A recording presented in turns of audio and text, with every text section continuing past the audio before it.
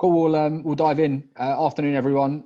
Firstly, hello to people joining for the first time, and welcome back to those of you who were here last week. Firstly, you can tell that the panel are taking their quarantine haircuts seriously with three of us with some suspect haircuts. I've seen lots of similar events cropping up in the last week or so. Thanks for giving up time to be on this one in particular. I'm involved in a couple of the SDR communities, and a headline piece of feedback on these kinds of things is providing more actionable takeaways and less generic advice. That's a bit of a call to action to the panel today, and I'll also do my best to make sure that we're providing useful tips throughout. Just a recap on some of the guidelines from last week. Would request that you stay on mute for the call unless you're a panel member. And if there's anything you'd like to say, please make use of the chat feature. One of the panel members today caused a bit of a commotion in the comments last week. We're okay with a difference in opinion here. And you never know, if you're active in that section, you might get an invitation for next week. I think there are two key areas we'll be touching on today. Definitely, as there is a new panel, we'd like to touch on their experiences since we've shifted to the work from home climate. And secondly, and this is probably more so the content, but it's going to be around how to manage sales development teams generally, but definitely there'll be an element of that around the work from home scenario as well. I suppose the EngageTech angle on this is we've got a team of 30 SDRs recently transitioned to the remote climate. We've been the beneficiary of only ever being based in one location previously and have a great culture there, placed on the Sunday Times Best Small Companies to Work For in the top 5 in London twice in the last 2 years. But we know that it is tough transitioning that culture to a remote environment. But more importantly, we want to pool our information today with sales leaders from other organizations with just as much experience, great stories to tell themselves. Just to quickly roll into the new lineup, we've got John Carr, who's head of global inside sales at a company called Axios, who are an IT service and operations management firm. He's got 30 years of sales experience under his belt, but rose to fame last week by confronting Boyd about his views on sales targets. John, quick intro. How has the last few weeks been for your inside sales team? Well, I think to keep it polite, it's been really tough. Won't tell any lies, no point in buttering it up. I think the biggest challenge that I've experienced from the start of the outbreak is having teams in different areas around the world. So every single country was at a different point of the outbreak. So, you know, having resource and team members work in the DACH region, APAC, you know, North America, Middle East and Africa. So it's a constant moving target all the time. Everything was changing. So it's been about, I think the biggest challenge was at the start was trying to know what each country's position was, because we couldn't, it's impossible to have everybody doing the same role as they would normally do, because for instance, Germany was in total lockdown before everyone. So our DACH callers really struggled. And then, you know, other regions then followed suit. So first week was really bad because everybody was in different positions. Second week, everybody was locked down. So slowly but surely, we all got into the same playing field, if you like. So I've tried to sort of switch focus quite a bit. First couple of weeks with a lot of training, HubSpot accreditation, Google courses, dealing with inbound, you know, when it comes in, but we put a stop on cold calling prospecting. Certainly for the first week or two, we needed to let people transition into getting remote and being able to take calls. And also there was a bit of a general consensus that to some sectors, it was quite insensitive to be doing cold calling sales calls, such as phoning, healthcare, hospitals. I mean, the last thing they want to be speaking to you about now is projects and IT and spending money. So I think now we're reaching a sort of playing field where more people are now remote. They are online. Service delivery and IT teams are not as stressed out as they were. You know, they've having to, I just did a call an hour ago with one of our prospects. It's had to delay a demonstration because they've just got 3,000 remote as of Monday, and they've come in this morning to 200 P1 incidents. So there'll be a plateau very shortly where we can start prospecting properly. But first couple of weeks were tough, but we're getting to the point now where we can do more activities on the phone and not feel as bad about selling as such. Yeah. Thanks for that, John. I think to summarise, you've got a scenario where understanding the global climate and bringing all of your team onto the same page allows you to be a better manager. You've obviously focused on some training and upskilling in that time frame, and there's definitely a focus on existing relationships or warmer relationships rather than entirely cold prospecting, which is feedback I've heard from a fair few other companies as well. Just rolling through the rest of the panel, we got Steph on. Up until recently, was head of sales at a company called Venue Scanner. Last few weeks has picked up some consultancy work with the founder of another leading travel business. Steph, it's obviously been a whirlwind few weeks in your sector. What for you have been the main takeaways? Like what have you learned from the experience? Yeah, so I mean, it has. So Venue Scanner operates within the events industry, and our sales team were selling purely to venues, and that's how we generate our revenue. So when I was on another webinar earlier on in the week, and the chap leading the chap that was leading it, a guy called Aaron, who was one of the authors of the book Predictable Revenue. And one of the things he was talking about was kind of looking into your customer profiles and who you've got, and the importance of segmenting it.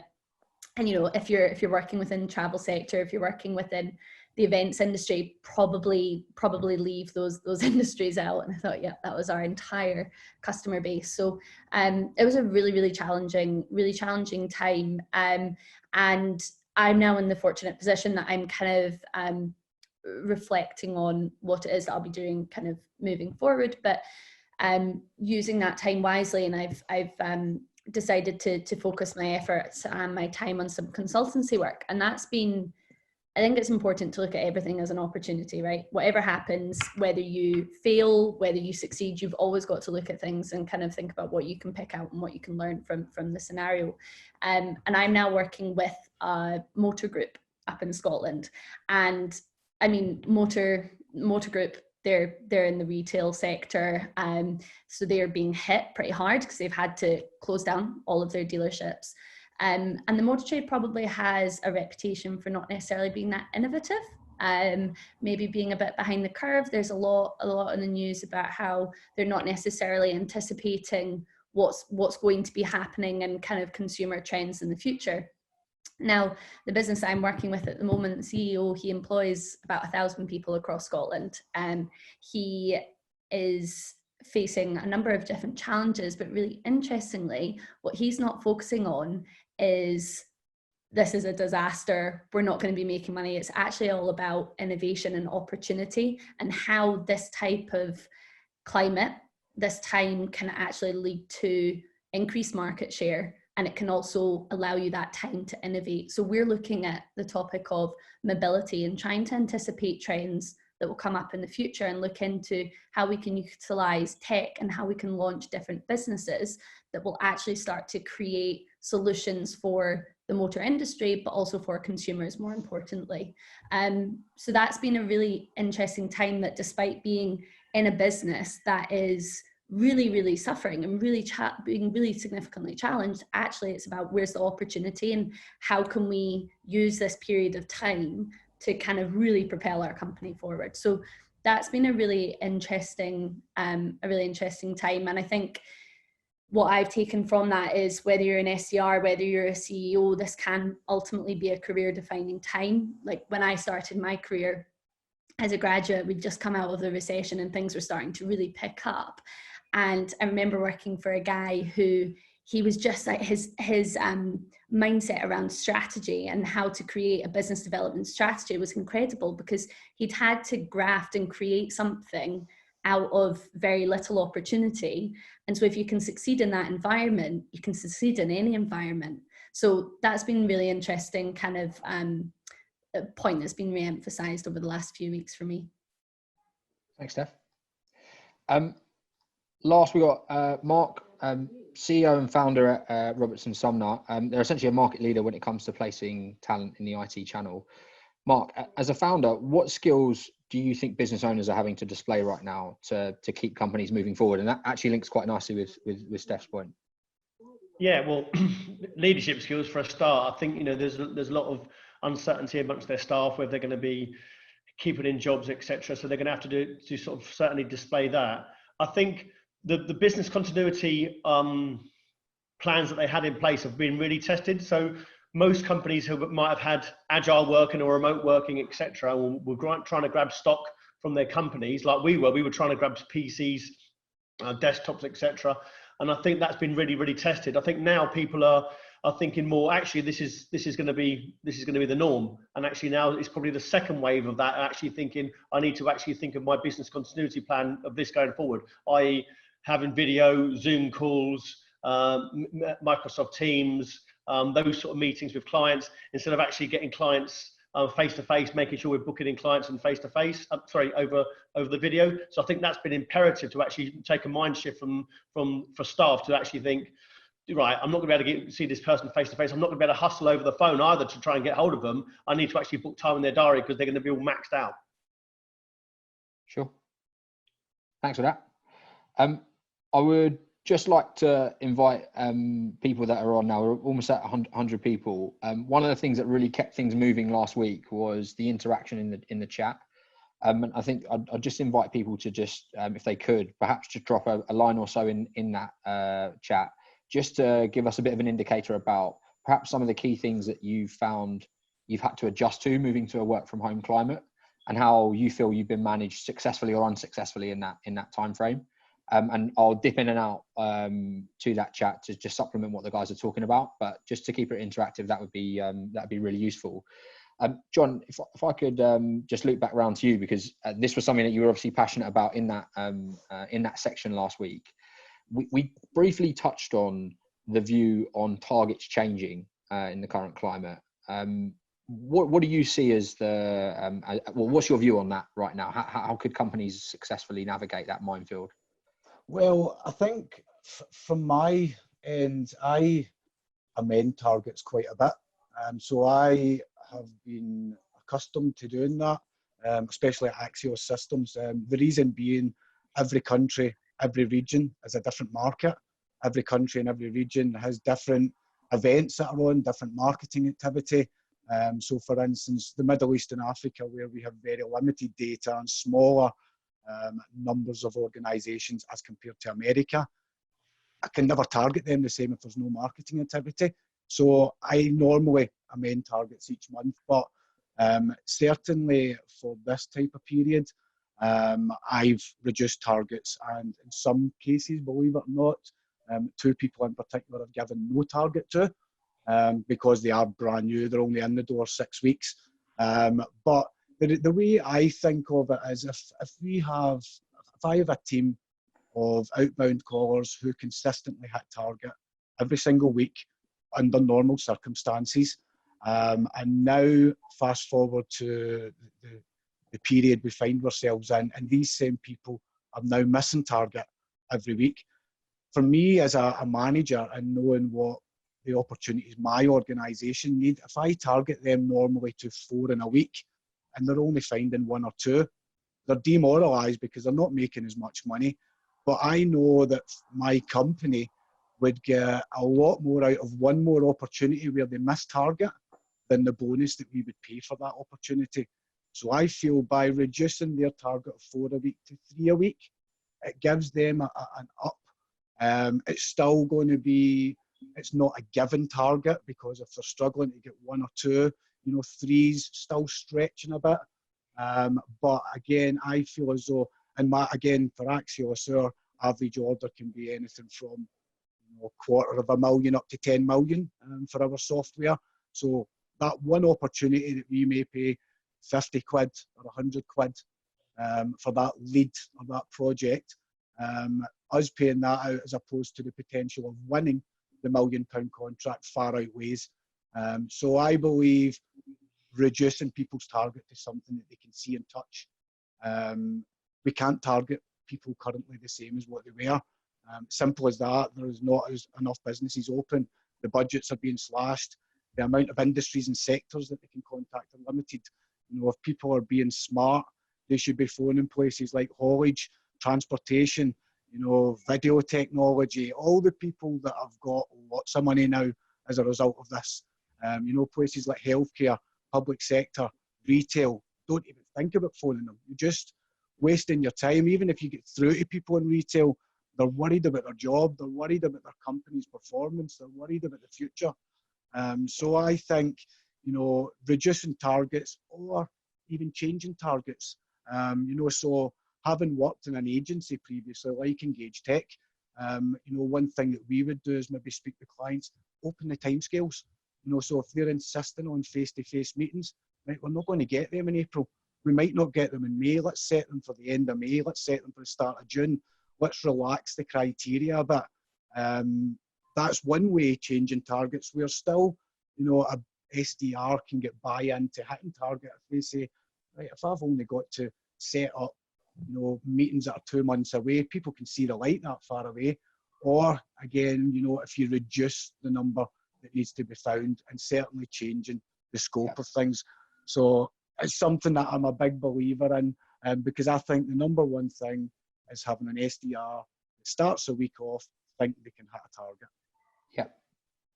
Thanks for that, John. I think the momentum in there is important to look at. Someone believing they can achieve coming in at the start of the week is so important to their success, and I can agree with that.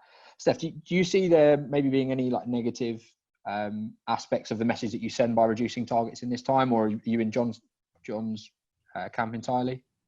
Yeah, I think one of the potential risks is it might be complacency or people resting on their laurels, but I mean that then poses a question as to whether you've got the right people in your team. So I actually am probably very much in John's camp, and I've worked for CEOs who have set wildly ambitious targets that no matter how hard the team works and no matter the growth that they deliver, they still feel like they've not necessarily achieved success. And I think target setting is a really important aspect of creating a culture. Interestingly, so the Revenue Collective, it's a global network of sales leaders, and they've been conducting a number of different studies throughout the last few weeks. And they found that 57% of businesses have actually adjusted their revenue target, and there's a further 27% that are expecting to reduce their revenue targets. So you can see that this is definitely happening across the board. If you then look at individual sales quotas, you've got about 70% of sales leaders who have or are intending to reduce sales quotas. So it is happening, and I think it's the right thing to happen because, in my opinion, trust is one of the most important aspects of running a successful team, but also a sustainable team that kind of works together. And if you give your team unachievable, unrealistic targets, not only are you going to demotivate them and deflate them, but actually you're going to lose that trust, and you're not going to be able to work towards success in the future, in my opinion. Thanks for the stats there as well. Love a stat. They reeled them out, and I think that brings some good metrics to the dialogue. I think that trusting thing is so important, and I think everyone's kind of got no choice on that now as well. To really explore that. Marc, do you have any additional opinions to add? Yeah, I would be really worried if any leadership team or management team was insisting to sort of manage people to their current targets, what they were before. I'd actually really worry about that from a well-being point of view. This is a situation where we should be engaging with our staff and of the care of them and actually considering what they can actually do physically, let alone, trying to micromanage them or push them into doing targets or manage them like that. I think that would be really poor for managers to do that. I really do. This is a time when, whether we're going to adjust it by 20%, 30%, 50% of whatever it is, this is very much a time to be engaging with your staff, collaborating as much as you can, increasing as much communication with you as you can, and making sure they're actually being effective to your customers. I would really worry if actually people were sort of trying to manage people to targets at the moment, when actually they might be actually worried they've got parents or friends or whatever that might not even live. So yeah. I'd be actually really concerned if I was working for a company like that and I was actually being managed to a target and saying I'm not doing X, Y, Z. I just wouldn't work for a company like that. This is a time where it's the next 2 or 3 months to actually, put your arm around your staff, making sure their well-being's there, making sure they've actually in the right mindset to actually even engage with your customers, let alone, trying to push them towards targets. So I think there will be an adjustment. I definitely do. I'm definitely going to adjust potentially 50% of my targets down. But even then, I'm very much going to be coaching and mentoring and making sure they're actually got the tools to do the job and they're doing it in the right way rather than just sort of like push them to do the job. Can you imagine putting someone in a pit right now in this crisis because they weren't hitting staff? I'd almost be insulted if a manager did that in this current climate. So let's not forget the human element in this. This is about people. This is about, yes, sales is a target-level job. Yes, it's a pressurized job. But currently in this market, I think probably that goes out the window. Sure. I think like just a few points from me on the topic, and thanks for sharing your opinions, guys. I think it's really important for people that are on today to appreciate that with how many people we've got, there are a lot of different varieties of business on the webinar. And for me, it's important to distinguish between 100% of your target and having a floor that you need to achieve, which is maybe set at about that 50% level, and differentiating between, at least from my perspective, the fact that there might not be an expectation that you hit your 100% anymore, but there is probably an expectation that you still need to hit like a reasonable output in the coming weeks and months, because it absolutely is still possible to, particularly from a sales development perspective, be striking up relationships. And I think the other point, which I think is a really good one, Mark, that you made about like a performance improvement plan over the coming months, is maybe as a staff member to control that dialogue and just maybe put your hand up and just communicate the things that you are struggling with in the current climate, so that you can be enabled to improve. And I think that there are certainly there's a lot of pressure put on management to make sure that they are handling things correctly, but definitely as employees you can also do your part in making that a seamless process. And I think it certainly is a time to over communicate how you feel on certain topics. Absolutely. Just on the topic of, well, trust was raised. I think everyone on this call is likely aware of targets, and there are KPIs and certain metrics that come into play to gauge performance. I'd be interested to see, Mark, if you had any views on the data points that really matter at the moment in terms of managing the team. Yeah. What are the KPIs that you would pay attention to? Well, I'm obviously interested in getting the buyer persona, who they're actually targeting, and making sure that's correct. Also the sort of the content interaction. If we are putting out marketing, who's interacting with that? The worst thing to do is actually put content out, whether it's marketing, whether it's posts, whether it's marketing initiatives or wherever it is, getting dialogue back and engagement back, and they're not obviously following up with that. I think that's poor. So really making sure that you're on point with the data. Why customers are leaving? It might be at the moment that people are putting freezes on, or why they're not actually dealing with you. So finding out the data on that, why they're actually not leaving, and that is just a direct question. Is it just a crisis, or is it actually you're unhappy with the service? What else would I say? And also how they found you. If obviously the customers at the moment, we're on this webinar now. There'll be lots of people at home. In fact, not lots of people, everyone at home actually looking at LinkedIn and looking for opportunities. I'm finding it very, very easy to get hold of decision makers at the moment on calls like this, because they're naturally looking at LinkedIn and looking for opportunities. So there's massive opportunities out there if your marketing's right and your content is right. But I would say the data, the points you should be looking at is who's engaging with it. If you're putting out posts and content, etc., no one's engaging with it, change it up. If you're then getting engagement, make sure you're engaging back and following it back. Because at the moment, to me, it's quite easy to be flat out with lots of new prospects if you're getting them on the platform and you get some interesting content out. Don't be that person doing. I noticed a point from James Kane here on saying the Navigator. I'm not in demand creation, but I certainly wouldn't appreciate an email from a sales navigator selling me X, Y, Z of the benefits of what some products or services can do, when I'm actually more focused on actually the well-being of my staff and how we can actually potentially keep our head above water. So I would say the data points would be the buyer persona, their behavior, their history of what they bought before, their marketing initiatives, and how they found you. Yeah, sure. That's an interesting one with respect to the online content. I think it's such an opportunity right now for people in sales development, particularly, to just start building that brand online. There's not really an excuse. There's not a distraction. You sat there with your laptop on your own, start putting some stuff out. And like you say, people will tell you if they like it or they don't. And you'll start to improve down that route. John, earlier you mentioned that there was a focus in your team on booked meetings. Perhaps it was 4 a week, now 3, just as an example you raised earlier. What are the other metrics outside of booked meetings that you care about right now? Right now?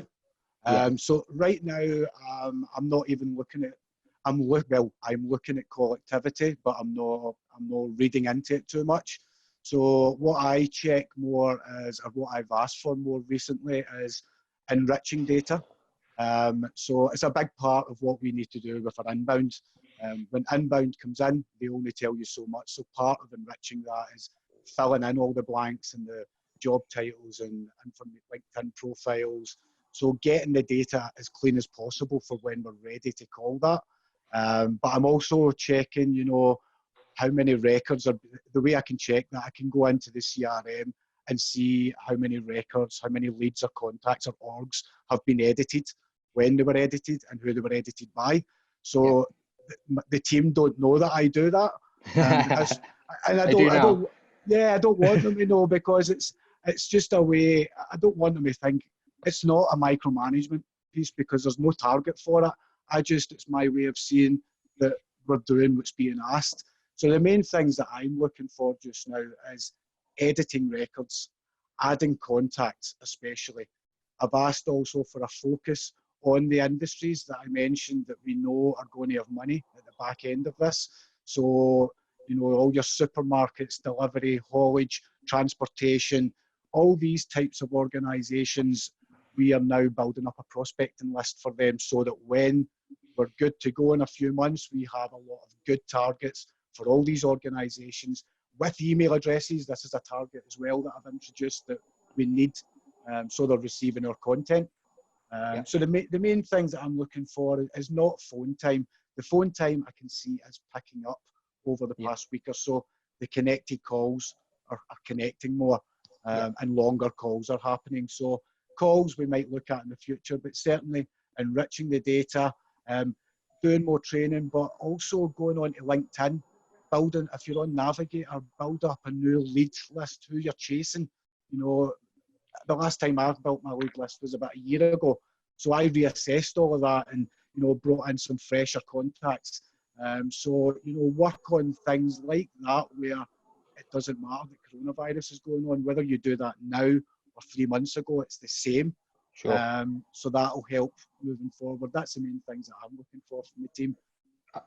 Thanks, John. I think one of the things for me, which is important to make a distinction on, is educating yourself as a manager about data points that matter, so that you can have a constructive 30-minute to hour-long chat with a staff member once a week, versus micromanagement. Micromanagement is commenting on every activity, undercutting it in the here and now. And I think it's really important that the stigma of micromanagement doesn't stop sales managers and people running sales development teams from looking at the data that is in front of them, considering how someone is performing, because you just need to use that as a guide. It's factual and helps you to manage appropriately.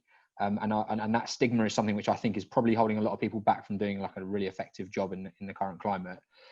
Conscious we've been on that topic for a bit there. So just saw a really good question that come into the comments. Advice to an SDR starting a new role in the coming weeks. Steph, what are your thoughts on that? It's a good question. First of all, I think don't put too much pressure on yourself. I think going into a new company is a challenging thing, even in the best of times, because you want to prove yourself and you want to get up and running as quickly as possible. But I think there needs to first of all be an appreciation that it's not normal times at the moment, and you have to cut yourself a bit of slack. I would focus on building relationships internally. So make sure that you're speaking to other SDRs, the AEs, whoever it might be, to understand what is working well at the moment and what are some of those challenges, so that you're on the front foot. One of the challenges is when you're new to a company, you want to shadow people, you want to understand what they're doing. So I would hope that the company has in place some kind of call recording software that will help you kind of listen in and hear some of kind of live examples of conversations with customers.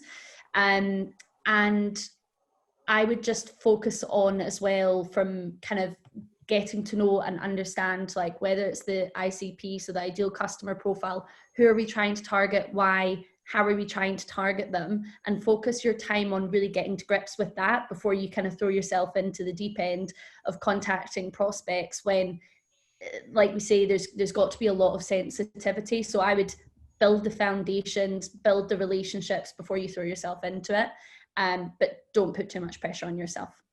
Sure.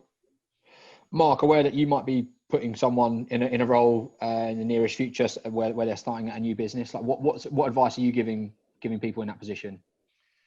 Yeah, obviously not so much on SDRs, but I think it's keeping up the communication. I think if people are being onboarded virtually, that's going to be a challenge. If people are going to be doing inductions at the moment, that's going to be a challenge.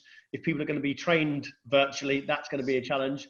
But just soaking up as much of the data as they can, and if they are going to be identifying the sort of the buying persona or the data points they actually need, just really absorbing themselves into it. And obviously they're going to have to work twice as hard as they would probably normally, as they would in a normal situation, which probably isn't the best advice they want to hear when starting a new job. But this is a real point where they can potentially make a name for themselves.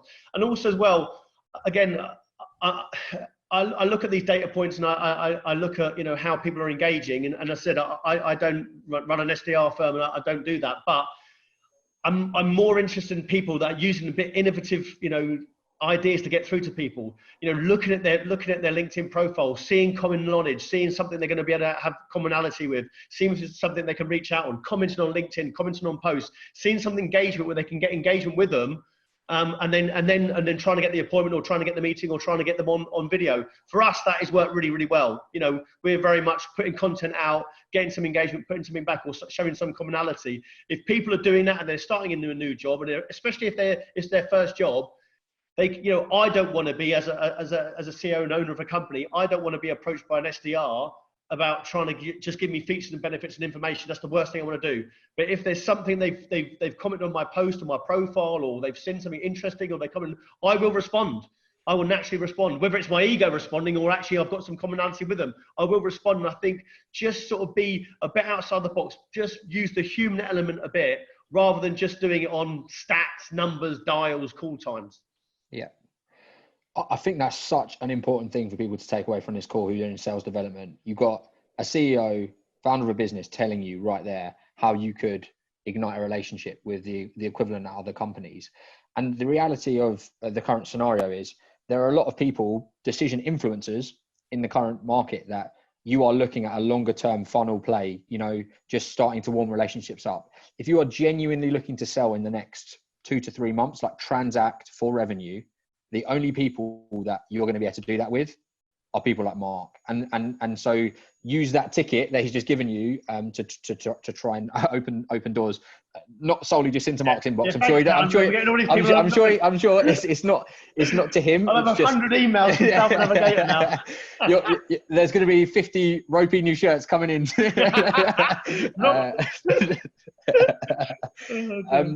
Just quickly on that point, do you believe there is a moment where companies might be able to strike to pick up the best new talent on the market before loads of other companies start recruiting? 100%. Absolutely 100%. Lots of people have been put on furloughed. Yeah, I've had staff on furloughed. So lots of people put on furloughed. Lots of people are now going to question the company they're working for. They're going to question, they have more time on their hands to actually think, do I want to, is this the right career move for me? Do I want to work for this company, et cetera, et cetera? So there's a lot of companies out there looking at this as an opportunity to actually sort of target companies that are actually putting on furlough. I know one reseller in the market has put their entire workforce on furlough. They are going to be attacked. They might think this might last 4 or 5 weeks. They are going to be attacked, and there's going to be recruiters like us who will be seducing and romancing those candidates off LinkedIn, trying to get their CVs. And by the time they come off furlough, if they're not communicating them with them regularly, they could have another job. So this is a time at the moment to really over communicate with your staff, really over communicate with the furloughed staff, and make sure and give them reassurance that they are coming back.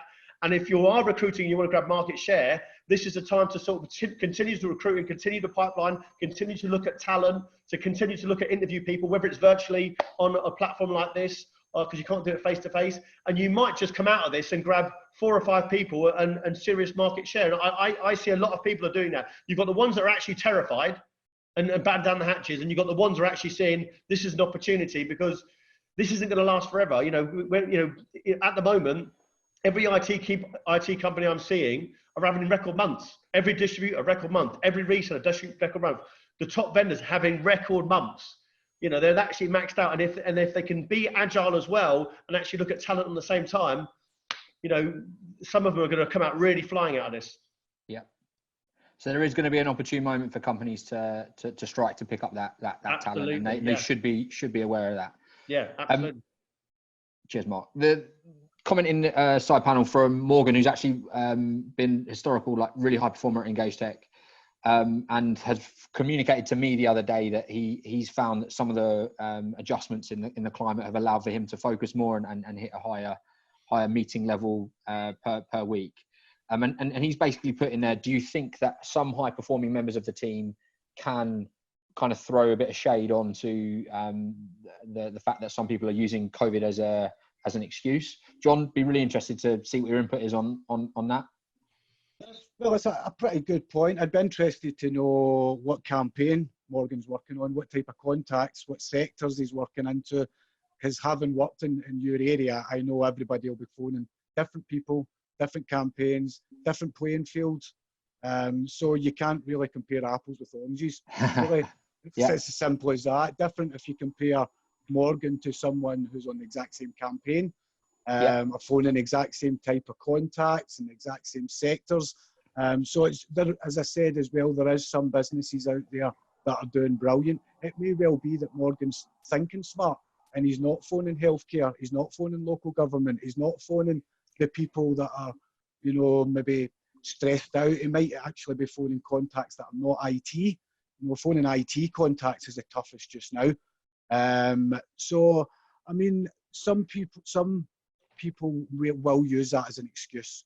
In every sales environment where you have a large team, there's always going to be people there that, don't always give 100%, but can do a good job. And, they might use this as a resting period or an excuse. But I definitely think that, just looking at the comment, it counters any argument for lowering targets. I don't agree with that. Because, I mean, there's so many. If I was, talk about my type of, if he was on an IT service management campaign where you have to speak to IT service delivery, who are all trying to get people working remote and dealing with incidents all day and VPNs and connectivity and remote access and passwords and all these different things, these people are speaking to nobody. So, we're struggling to get meetings, we're struggling to have conversations. If, however, we were trying to speak to people in e-commerce, for certain businesses, we could speak to them. Finance, you can speak to them. It's IT that's the real struggle. So hats off to Morgan, if he's still hitting target, well done, because what we always need were top performers to, lead by example. If they always hit target, if they're thinking outside the box, he's doing something different, that's for sure. So I would say well done to him for doing that. Just one point as well, I just wanted to flick back just to just a very, very quick one on Aaron's point, advice to an SDR starting in the coming weeks. If he's starting on a roll in 3 weeks, he's in a great position to be way ahead of any other recruit that's ever started. He's got 3 weeks to immerse himself in that company's website, every bit of training, everything on YouTube, all the products. He could go in there as a superstar. How many candidates will have come in there with 3 weeks off before and just spent all their time getting to know it? So that would be one bit of advice I would do. I would say, immerse yourself in the company's training and website. Yeah. Thanks, John. I think the points that you made that really stuck with me there are just, don't take a view on reducing targets, changing targets because someone next door is doing it or not doing it. You need to look at your particular company, particular performers, the data they're calling into, the message they're taking to market, and make your own reasonable assessment off the back of that, rather than just this happened at this company, so we need to do the same, and need to resist that pressure and make an independent decision, which I think is sound advice for sure. I think Steph, one for you. I mean, we at EngageTech at the moment, we've broken down the company into kind of pods or smaller groups, and we're having 3 video calls a day, and there are probably about 6 or 7 people on those calls, and that's how we're approaching it. Whether it's a group situation or one-on-one, what do you think the people that are running those sessions should be really focusing on communicating? Like, what would be your top things that you think people should be discussing on their kind of catch-ups daily? That's a really good question, and I think I'm a big fan of constant and open communication, and again, going back to the trust piece, creating a space where people feel that they can communicate openly and talk about the challenges. I think the most important thing to be talking about is what's going well and what your blockers are, and actually using the team's kind of collective input to solve and overcome those challenges, because if you're having those high quality conversations, you're going to unlock a lot of opportunities. And like Marc has already pointed out, it's all about innovation at this point of time and thinking differently. And you are going to have to try things out that won't work, but then you iterate and you improve. So I think that's really important. What I would also say is important though, is actually the kind of how you're having those conversations. So for me, with the teams that I've looked after, I don't like to be the person that is always leading the stand up or always leading the call. And I think this plays into the micromanagement piece around, it's important that everyone understands why your targets and your metrics are what they are. So KPIs are not arbitrary. KPIs are basically your toolkit to go, if you do this, this, and this, it's going to lead to success over here. And it is a really good steer as to how you can improve performance or how you can step it up to that next level. And I think there needs to be that common understanding across the team so that different members of the team can step up and can have kind of open challenge amongst each other where it's peer-to-peer and you're collaborating. The other thing that I would encourage, I've talked about it already around call recording. I think it's good for people to bring along a call to like a team stand up and be like, right, this is a call that I had that was really challenging, and maybe you share it in advance of the team meeting and then you brainstorm how you could have handled that call differently. But I think it's working together to talk about what's working and what's not working basically, but then also having that every single week. Like, things are moving so quickly at the moment, and what applied last week is completely different to this week, and that will be the same with our data. Sales leaders need to be looking into the data every single week to look at how the different stages of the sales funnel are changing and how conversions are changing, and actually be talking about that and what the different barriers are, and then adjusting your targets accordingly. But yeah, building that trust within the team so that they know this is like real time that we're looking at, rather than a standard approach of what's worked previously.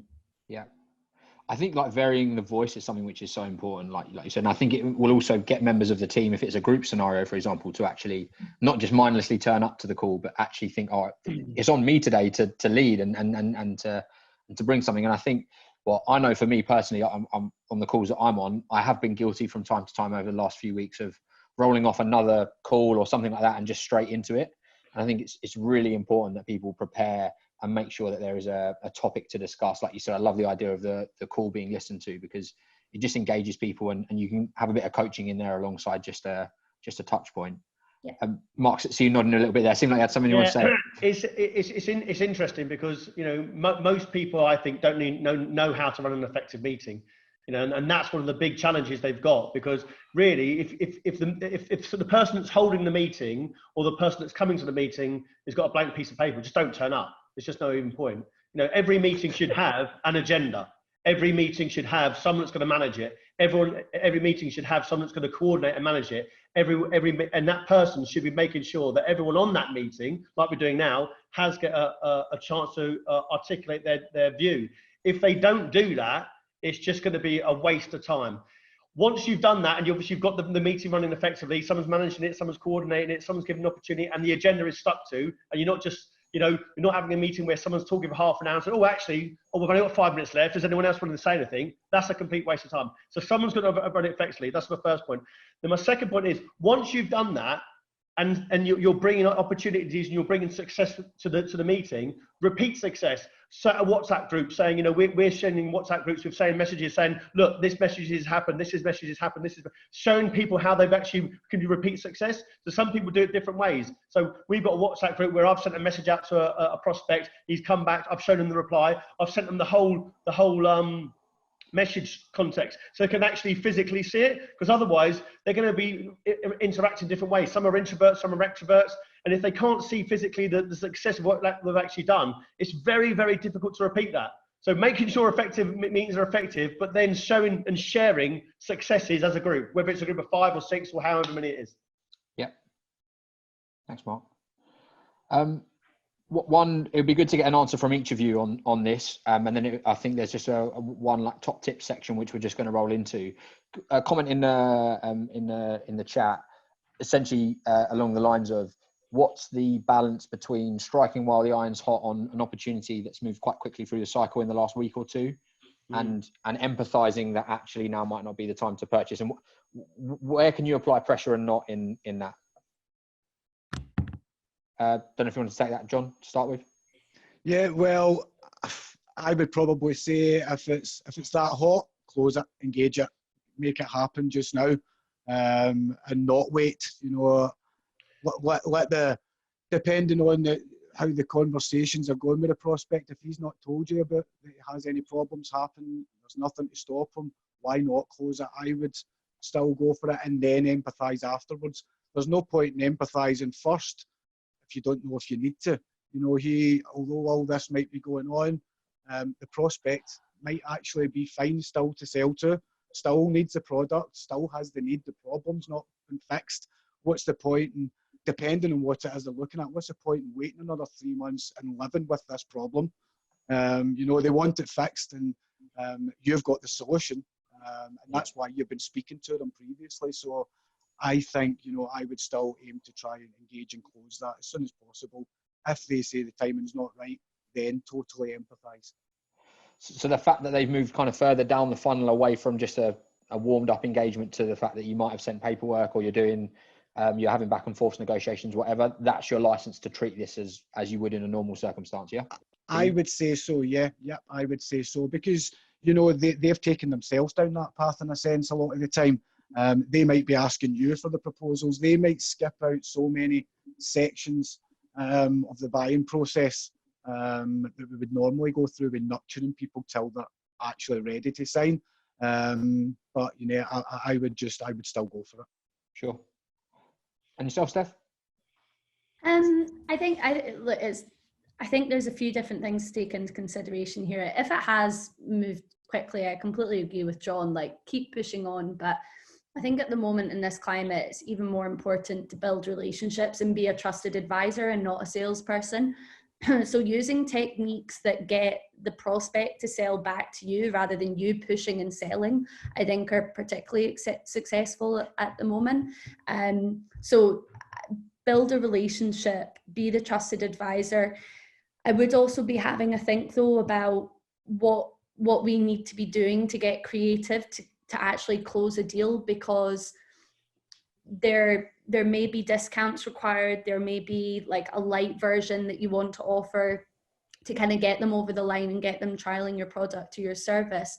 But I think what's important is that during that process, you're thinking, okay, well, if I'm giving up this, let's say I'm giving up 10% of the price, what am I getting back in return without asking for what you're getting back in return. So that might be a referral, it might be a testimonial. There are so many different things that you can actually get out of a relationship. But I think the important bit is that relationship and building the trust between you and that prospect. You're not trying to push them over the line at a really difficult time. You're trying to provide a solution for them that's ultimately going to help them. So yeah, I'd say that's probably quite important. I think what you've identified there as well, though, is that it is a skill to apply that pressure in a way where it feels like you're not, and it's actually the prospect which is helping to move the deal along, rather than it feeling like you're forcing it. I mean, that could be a topic of its own to discuss for an hour, I think. Marc, did you have something to add? Yeah, I suppose Thanks, it's very difficult to articulate to someone what to use their own emotional intelligence, when to apply pressure, when not to apply pressure. I think they've got to use their own nous with that. What I would say is they should have a clear understanding where they are down the funnel of that sales process. They should really understand where they are with that. And at the end of the day, whether it's we call it trusted advisor or a relationship builder or whatever we want to call it. At the end of the day, there's nothing wrong with challenging the client. Is there anything stopping us actually moving forward with this project today? Yes, COVID. Okay, we'll move forward. Lots of people really worry about asking the final question. It's like, oh, actually, I'm really, I've got a good partner. I think that deal's going to come over. I'm waiting for him to Friday. What are you waiting for? Just ask the blooming question. Just ask the question, what's going to happen? Why can't we, is there any reason why we can't do this deal by Friday? No, great. I'll speak to you then. All these sort of subtle alternative closes or, do you want it in blue or red? All that sort of stuff should go out the window. At the end of the day, if you presented the opportunity, the solution's right, you've moved them down the pipeline, and you're not, the guy says, how do I facilitate trying to get the deal over the line? Ask them. Literally just ask them, what is stopping us doing this deal today? COVID, right? When can we speak? 2 weeks, whatever. Yeah. I think the point is really, like, if you're unsure about the scenario, you probably need to ask a few additional questions. That definitely should be in line with the qualifying criteria which your business maybe lays out as the standard. There's other mediums of doing that, but also don't be afraid to really just ask the crunch questions when needs be. Just wanted to move on to something just a little bit more, just a little bit softer. Just if you guys could just recall like your previous experiences. Be keen to understand if there have been any kind of successful or innovative incentives that you've seen put out for sales development teams or sales teams full stop. John, don't know if you want to take that one to start with and move through the panel again. Just conscious, we've got about 5 minutes left, so it'd be good to have about a minute each, just so I've got a moment to wrap up. Well, so incentives in particular. So, I mean, it's hard to incentivize as much just now because there's not as much happening. So over and above existing commission structures and comp plans that are there, we would maybe do different things around pipeline creation. So some people who are on here that might have been former team members of mine will know we collect like stage 4s and 5s, project within 12 months, project within 18 months. So incentivizing on those, and they can be quality checked. So these are future projects. So let's not talk about the here and now. Incentivize on these stage 5s, projects that are within 12 months. If we've got call recordings, check them. Is it the right person? Will they have budget in 12 months? If they confirmed a project, fits criteria, good. Yeah. These types of things that's what we've been trying to sort of focus on as well as the future engagements rather than the here and now. Yeah, I think the important thing about that is running incentives which are tangible in reality metrics, which actually help to move conversations forward. So one just quick note that just Stephanie mentioned earlier, and Marc touched on it as well about, Marc mentioned the WhatsApp group thing. Stephanie mentioned something similar. What I like is you can also have a Teams group or similar with everybody in the team. Yeah. Every time you engage something, share it with everybody. Every time you get a stage 4 or a 5, share it with everybody. So everybody's getting to see, right, they're finding projects, he's found a project. It keeps them upbeat. Some people will be demoralised, but they might not be true salespeople if that's getting them annoyed that other people are finding opportunities. So it shares the good news and motivates others to do a bit more to catch up. Thanks, John. For you, Steph, incentives? creative stuff? I'd be incentivizing team performance at the moment, because I think twofold. One, it's not going to be an individual contributor that gets people through. Second of all, it's creating that culture and that cohesiveness and that team approach that will kind of carry everybody out. Mark's point earlier about recruitment, like, I think the best and worst traits come out during times like these, and they get really exaggerated. So people need to be really like reflecting on the companies they work for and how they're treating people, internally and externally. And I'd be focusing on team-based incentives. And I think Greg's point on the chat is absolutely spot on. You need to celebrate the small wins at the moment, and trust in the fact that small wins are going to lead to bigger wins. So it might not necessarily be a revenue target that you're attaching your incentive to. It might be to do with meetings booked or whatever it may be. What you then attach to that, what that actual incentive is, will vary depending on your cash flow position. But it might be something as simple as, like, there's a company called Big Smoke Events, and what they do is every Wednesday night they're running a pub quiz, and it can be tailored to your team, and it's about £4 a head. So you can get, right, if we do X, Y, and Z, let's all get onto this pub quiz and have a bit of fun together virtually. Or it might be that you're kind of pulling together a big celebration for post-COVID, once we're all able to get together and be in the same room again, that celebrates the success, and you've got something that you are all working towards as a team, and something to look forward to. Absolutely. And just Mark? Yeah, well, one of my clients is doing it just because they wanted speed in terms of actually getting deals in the door. They've actually put a little incentive, like the first GP on the day gets some sort of incentive. So literally, because they were worried about people lying in bed or whatever they're doing, they couldn't remote manage them. So what I found quite interesting there is not on the value of the deal, literally the first order in the morning, which has gone on. So basically sort of saying just little competitions between the teams, where it's not about, oh, it's a 50 grand deal, it's a 5 grand deal. It's like, right, who's got the first order on the system for the day? Now some people are obviously sandbagging deals from the day before and all sorts of stuff on these unscrupulous sort of methods. But I think it's quite a fun way of actually getting people to sort of think, actually, yeah, oh, Joe Blogg's put a deal on at 8:30. Damn, well, I've missed that one, etc. There's the next one, and it keeps the sort of momentum and the collaboration and the team environment amongst the team. So that could be any incentive. It could be, free lunch, football, 50 quid, whatever it's going to be. But I think at the moment, when people are worried about what actually your people are doing, and they're worried about how remote managing, getting little incentives around speed and actually getting people into that routine of actually, who's got the first order? Oh, Joe did. I think that's quite good for morale and also productivity. Yep, agreed. I think just a few things just for myself that we've rolled out in the past, and they're definitely possible remotely. Sales bingo. Break people up into teams, achieve different KPIs. You can start to cross the boxes off. We've done battleships remotely, split the team into two, and obviously any success you start to cross, the game. We've done the same with Who Wants to Be a Millionaire and Weakest Link, so you can start to unlock quiz questions every time that you're successful. And I know the guys have been playing Pictionary in teams over Slack calls, like through video. Again, similar premise. You can align the KPIs. So there's loads of ways you can be creative on that. I'm just conscious of the time. Just wanted to start by saying thanks very much to the panel. You've been amazing, really insightful, articulate throughout. So thanks very much for that. We're going to be posting links to this on the EngageTech site and LinkedIn. And if you want a recording, email in direct, and we can send you a copy of that. That takes us to the hour. Thanks for everyone that joined. There's another one happening next week, and panel would be great to stay in touch. I'm sure we'll see you around. Great. Thanks a lot. Thanks, guys. Thanks all. Cheers. See you later.